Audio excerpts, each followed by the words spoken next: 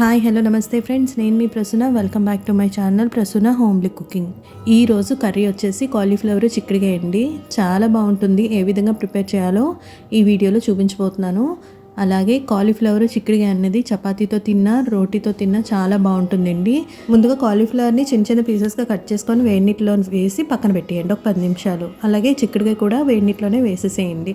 అందులో ఉన్న డస్ట్ కానీ చిన్న చిన్న పురుగులు కానీ పోతాయి కాబట్టి అందులో చిన్న పసుపు వేసి పక్కన పెట్టేయండి. ఆ తర్వాత పొయ్యి మీద చిన్న కూరగిన్నె పెట్టుకొని ఉల్లిపాయలు పచ్చిమిరపకాయలు, ఇక్కడ ఉల్లిపాయలు నేను 2 ఉల్లిపాయలు 4 నుంచి 5 పచ్చిమిరపకాయలు తీసుకున్నానండి. 2 ఉల్లిపాయలు 4 పచ్చిమిరపకాయలు దోరగా వేపేసిన తర్వాత కాలీఫ్లవర్ చిక్కుడుకాయ అన్నవి వేసేసేయండి. కాలీఫ్లవర్ చిక్కుడుకాయ నూనెలో ఒక 1 మినిట్ ఫ్రై చేసేసుకొని ఆ తర్వాత పసుపు 1 టీ స్పూన్ అనేది యాడ్ చేసుకోవాలి.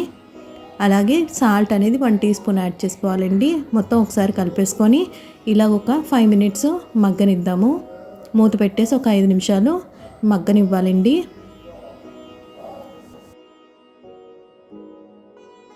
ఒక 5 నిమిషాలు ఆగిన తర్వాత ఒకసారి మళ్ళీ మూత తీసి మొత్తం అంతా కూరని ఒకసారి కలిపేసుకుందాం.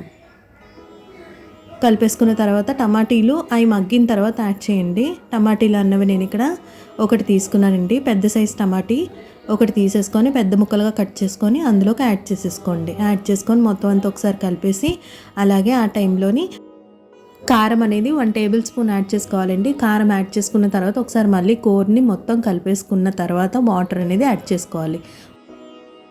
వాటర్ అనేది 1 గ్లాస్ వేసుకుంటే సరిపోద్దండి. 1 గ్లాస్ కన్నా మించి వేసుకున్నారంటే మాత్రం మనకి కాలీఫ్లవర్లా ఉండదు, పేస్ట్ అయిపోతుంది. సో 1 గ్లాస్ వేస్తే సరిపోతుంది ఈ కర్రీకి. అలా ఒక 10 నిమిషాలు హై ఫ్లేమ్లోనే కుక్ చేసుకోవాలండి.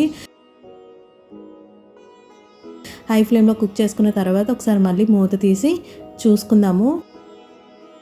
చూడండి కర్రీ అనేది దగ్గర పడుతుంది కదా, ఈ టైంలోనే మీడియం ఫ్లేమ్లో పెట్టి ఇంకో 7 నిమిషాలు కుక్ చేసుకోవాలి.